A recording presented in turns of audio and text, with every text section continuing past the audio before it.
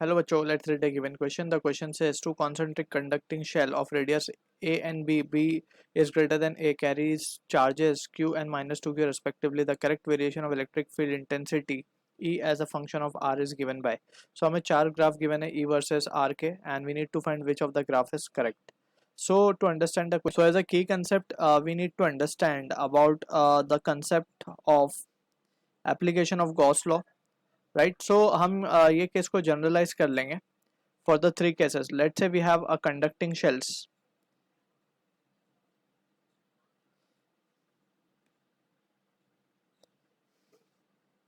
एक का रेडियस है ए, एक का रेडियस है आउटर का बी. राइट सो हम तीन पॉइंट पे, तीन लोकेशंस पे we will find the electric field values. अगर हम बात करें पॉइंट पी की, जो कि आउटर पॉइंट है दोनों ही शेल्स के लिए, सो इन दैट सिचुएशन हम क्या कह सकते हैं कि लेट्स से इसके ऊपर आउटर पे चार्ज है Q2, इनर पे है चार्ज Q1. सो हम लिख सकते हैं कि when R, small r distance है पी का, small r is greater than b, यानी कि बाहर वाला पॉइंट है. तो in that situation net electric field at point P को हम क्या लिख पाएंगे? It can be written as electric field due to outer shell, that is k q two upon r. Since it is outer point, so ये जो है q two charge will be supposed, or it can be assumed to be concentrated at the center, and we know कि if the charge is placed at a point and उससे r दूरी पे अगर हमें magnitude निकालना हो electric field का, so the formula is kq by r square, right? so यहाँ पे हमने लगा दिया kq2 by r square plus similarly for inner shell we can write this formula as to be kq1 by r square. ठीक है, so this is the electric field we will be getting at the outer point. ये हो गया first case.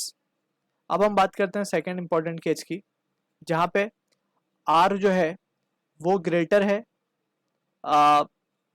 ए से लेकिन less है B से, यानी कि ये पॉइंट कहीं बीच में लाई कर रहा होगा. अब पॉइंट पी कहाँ लाई कर रहा है? बीच में. तो अब ये डिस्टेंस है हमारा, ये पॉइंट पी पे हमें फाइंड करना है इलेक्ट्रिक फील्ड. सो अगर हम इस पॉइंट पी से एक गॉसियन सरफेस पास कर दें, Gaussian surface is the imaginary surface, और गॉस लॉ के एप्लीकेशन में वी यूज गॉसियन सरफेस, और इसके अंदर जो चार्ज एनक्लोज होता है हमें वो कंसिडर करना होता है. अब इस गॉसियन सरफेस के अंदर चार्ज कितना एनक्लोज है to find the electric field, right?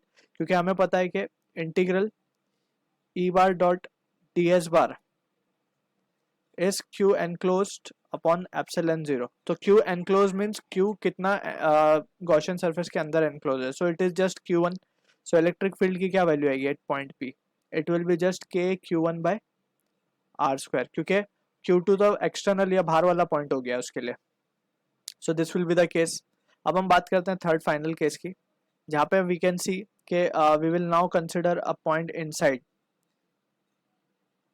अब इसके से अगर हम गॉसियन सरफेस ड्रॉ करें, सो इसके अंदर तो कोई चार्ज एनक्लोज नहीं है, सो हम स्ट्रेट अवे क्या कह सकते हैं? When r is less than b, r is less than a, sorry. So in that situation हम क्या लिख पाएंगे कि जो इलेक्ट्रिक फील्ड आएगी पॉइंट पी पर, that will be zero, because no charge is enclose, यानी q enclose is zero, so electric field will be zero. So this will be the case, generalise case we have discussed over here. अब इसी को use करेंगे and we will answer the question. Just यहाँ पे हमारे question में Q1 हमारे को Q गिवन है and Q2 is given to be as minus 2Q. So we will substitute for outer point. हम क्या देख सकते हैं? For R greater than B, we can say जो EP आएगा that comes out to be minus KQ by R square. So यहाँ पे हम देख सकते हैं this implies that electric field is inversely proportional to minus of R square. अब इसका जो ग्राफ प्लॉट करेंगे हम, it will be something like this. इस तरीके का कुछ ग्राफ आएगा इसका, राइट? अब हम बात करते हैं R ग्रेटर देन B तो हो गया. अब R is less then B लेकिन ग्रेटर देन A, यानी कि बीच वाला पॉइंट है जो हमारा था. ये फर्स्ट पार्ट हो गया. सेकेंड पार्ट के लिए इसको हम लिख देते हैं फर्स्ट.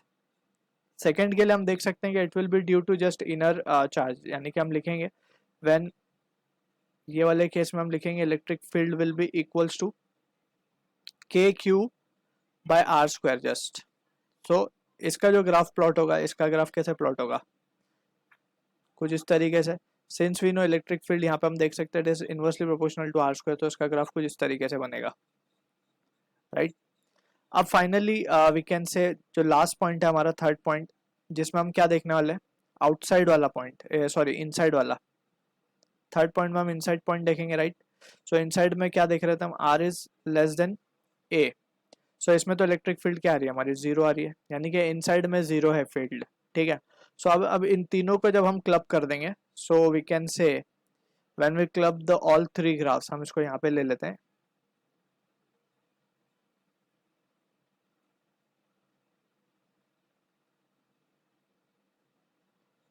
ये हमारा इलेक्ट्रिक फील्ड की वैल्यू है, ये हमारे यहाँ पे आर की वैल्यू है, राइट।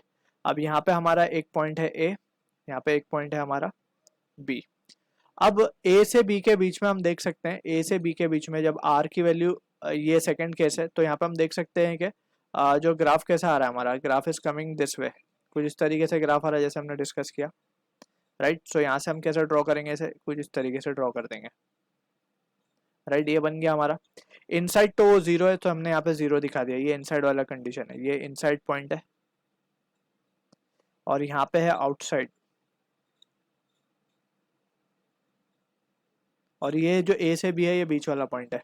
अब यहाँ से हम देख सकते हैं कि बी से ये वाला केस के लिए ग्राफ कुछ इस तरीके से आ रहा है,